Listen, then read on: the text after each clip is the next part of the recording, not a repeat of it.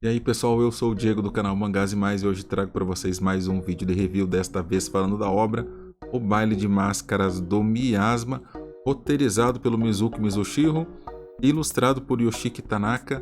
Na verdade, provavelmente a ideia por trás desse mangá foi tão boa que um estúdio ajudou na produção dele, então tem toda uma equipe por trás aqui. E essa edição foi lançada no Japão entre os anos de 2017 a 2018 em 3 volumes e é classificada como um seinen, ou seja, a demografia dela é voltada para o público masculino, adulto, mas isso não impede que outras pessoas façam a leitura e se identifiquem com o mangá. Bom, essa aqui é a edição brasileira do mangá, publicada aqui no Brasil pela editora Mitos, também em 3 volumes entre os meses de julho a setembro deste ano de 2023 e veio com preço de capa de R$ 37,90. Nós temos aqui uma capa cartão, como é padrão da editora Mitos, né? O miolo é em papel offset, as medidas também são padrão da editora, 14,5 centímetros por 21 centímetros, e cada um desses volumes aqui tem 196 páginas. E antes de eu dar a minha opinião sobre os personagens, a arte e principalmente a história desse mangá,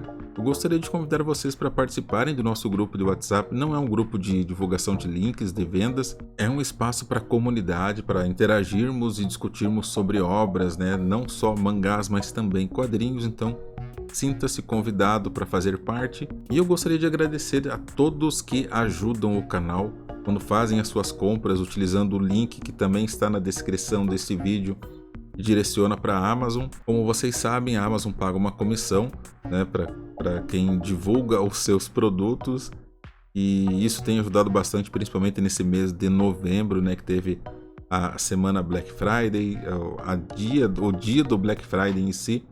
Muita gente utilizou o link, então meu muito obrigado, vocês não sabem como isso ajuda na aquisição de mais materiais.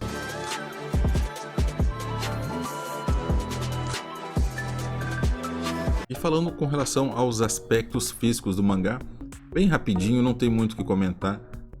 A Mitos está mandando muito bem na qualidade física, tá? A parte de encadernação é muito boa. A passagem de folhas, como vocês podem notar aqui, é bem fácil, você não fica brigando com o mangá. Não tem transparência, tá? Moaré, é difícil falar, né?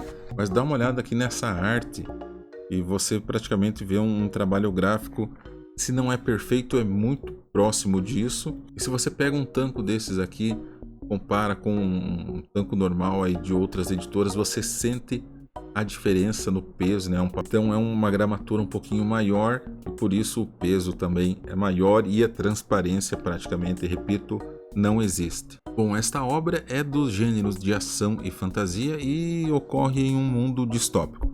É envolto por um miasma, é uma espécie de gás contaminante que causa mutações e mortes. Esta obra aqui, ela é classificada em 2 gêneros, né? De ação e de fantasia.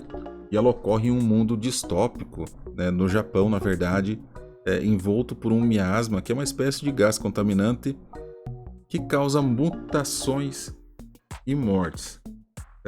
O nosso protagonista aqui da história, o Kenga Yuki, né, e ele se vê diante da morte quando uma barreira que protege a cidade de Tóquio, é destruída, e nos momentos finais aí dele, ele consegue ser salvo pelo Ryu.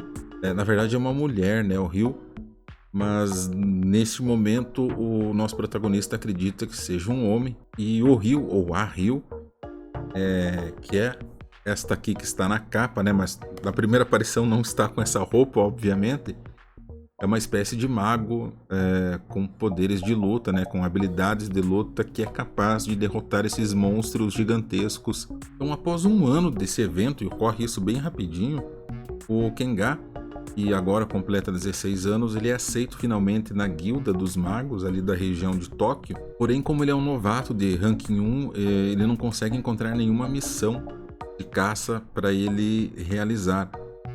Enquanto ele insiste ali com a Maria, que é uma espécie de NPC da guilda, né, que distribui as missões, ele é notado pelo Daishi, que já é um caçador veterano, né, e E após uma breve conversa, o Daishi e o rei, eles levam o Kenga para conversar com o Ryu, com a Ryu. Agora também fiquei confuso, mas é uma mulher.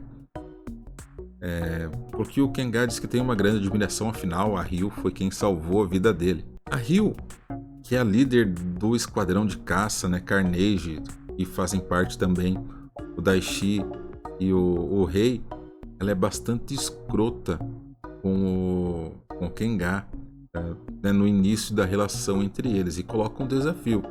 Se o Kenga conseguir derrotar um monstro dentro de uma sala de treinamento, ali no centro de pesquisa de monstros, ele será aceito dentro do esquadrão e poderá sair e realizar missões de caça. Porém, esse monstro que aparece ali para ele lutar é de nível 80.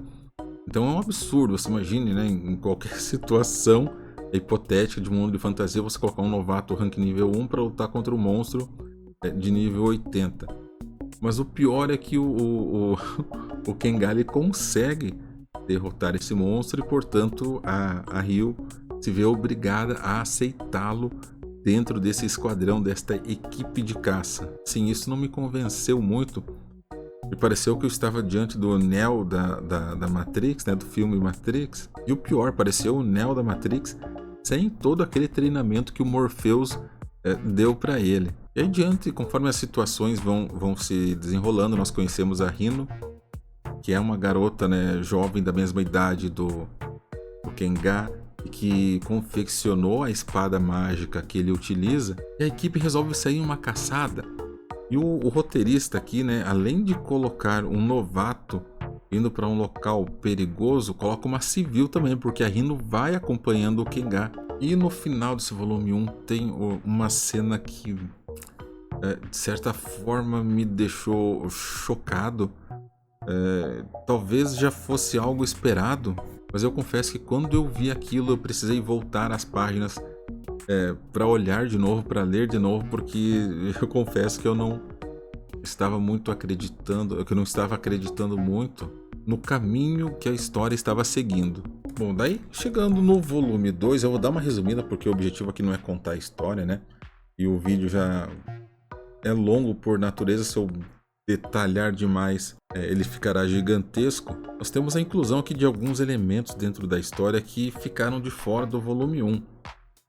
Podemos citar, por exemplo, a inclusão de um grupo rival, que inclusive está ilustrado aqui na contracapa deste material.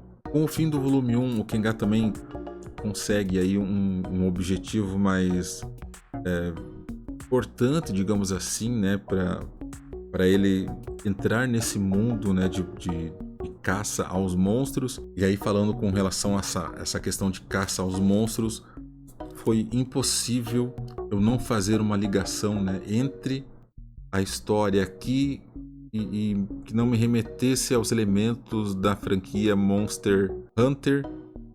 Não sei se era a intenção do autor, mas isso deixou a história um pouco mais interessante. Porém, tudo desandou quando ocorreu a inclusão aqui de um ser muito roubado, uma espécie de demônio, né?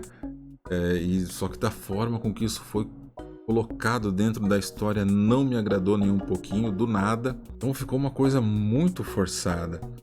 De ponto positivo aqui nós temos um protagonista que não fica com todo aquele sofrimento, né, de evolução.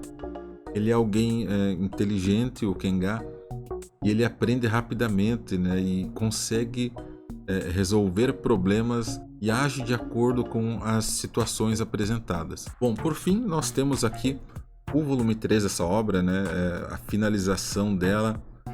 E o mangaka faz aqui uma inclusão de um elemento. No meu entendimento ficou muito claro, né, que ele quis terminar a obra de uma forma mais conveniente possível.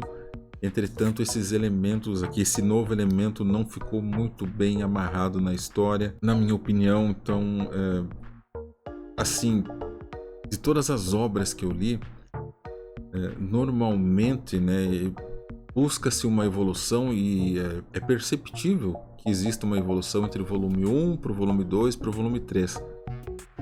Aqui Aqui no Baile de Máscaras do Miasma ocorre ao contrário. Tem um volume muito bom, com um potencial, né, de entregar uma obra muito boa. Entretanto, os volumes que vêm na sequência, volume 2, volume 3, eles pioram e perdem a qualidade narrativa. E mesmo que até o final da história a minha atenção estivesse prendida ali pelo roteirista, pelo mangaka, fica muito perceptível a queda na qualidade da história. Bom, para resumir, aqui nós temos uma obra com um enorme potencial que foi desperdiçado. Muito provavelmente a recepção dos primeiros capítulos não tenha sido das melhores e o mangaka foi apressado, né? Foi pressionado a terminar essa obra. Para quantificar a minha opinião com relação aos personagens, eu darei uma nota 6. São personagens com potencial, assim como foi a história, mas eles não foram desenvolvidos de forma adequada, assim como a história, que também ganha uma nota 6. E o ponto forte aqui com certeza é a arte. A arte é muito bonita nesse mangá. Tem, claro, pontos negativos. Talvez o fato de o ilustrador ser muito detalhista fez com que, na verdade, né, eu tivesse uma dificuldade maior de entender os movimentos durante as cenas de batalhas, e existem muitas cenas de batalhas aqui. Se eu recomendo a obra, apesar de todos os pontos negativos que eu apontei aqui, foi o mangá da Mitos que eu mais tive facilidade em realizar a leitura, né? Foi uma leitura bastante fluida, com certeza o mangá que mais prendeu a minha atenção. Então, um belo desconto no preço de capa. Eu recomendo sim a aquisição e a leitura deste material. Como são 3 volumes, talvez você consiga encontrar um combo aí que te dê 50% de desconto. Então, dentro desses requisitos aí, com certeza vale a leitura. E nós vamos ficando por aqui. Se você me acompanhou até o final desse vídeo, meu muito obrigado. Eu sou o Diego do canal Mangás e Mais. Até mais.